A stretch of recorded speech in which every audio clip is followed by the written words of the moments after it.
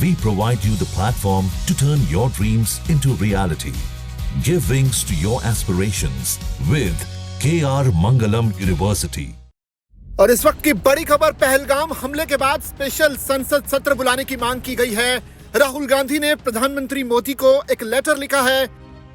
दैनिक जागरण के पास इस लेटर की कॉपी मिली है, जबकि मल्लिकार्जुन खड़गे जो कि कांग्रेस के राष्ट्रीय अध्यक्ष हैं, उन्होंने भी एक लेटर लिखा है।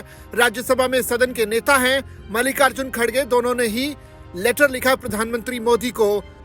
सरकार के साथ विपक्ष दिखाई दे रहा है। इस पूरे हमले के बाद जो विपक्ष का स्टैंड है वो एकदम साफ है कि वो सरकार के साथ है। सरकार जो भी फैसला करे, जो भी निर्णय ले कि कैसे पाकिस्तान को इस आतंकी हमले का जवाब देना है, सरकार पूरी तरह से एकजुट है। विपक्ष जो है सरकार के साथ खड़ा हुआ है।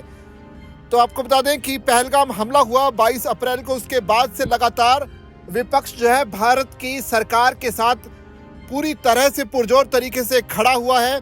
पहलगाम आतंकी हमले को लेकर पूरे देश में जहां दहशत का माहौल है, इसी बीच कांग्रेस अध्यक्ष मल्लिकार्जुन खड़गे और कांग्रेस नेता राहुल गांधी जो कि लोकसभा में विपक्ष के नेता भी हैं, उन्होंने प्रधानमंत्री मोदी को एक पत्र लिखकर आतंकी हमले पर चर्चा करने का अनुरोध किया है। साथ ही पत्र में संसद का विशेष सत्र बुलाने का अनुरोध भी किया गया है। पिछले हफ्ते हुए आतंकी हमले के बाद से विपक्ष के कई सांसदों ने सरकार से ऐसी मांग की है।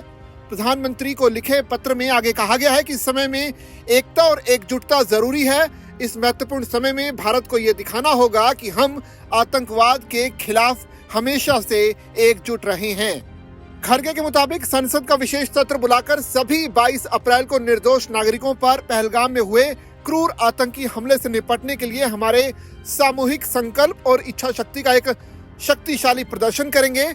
हमें उम्मीद है कि सत्र तदनुसार बुलाया जाएगा। कांग्रेस के संचार प्रमुख जयराम रमेश ने मंगलवार सुबह पत्र जारी किया।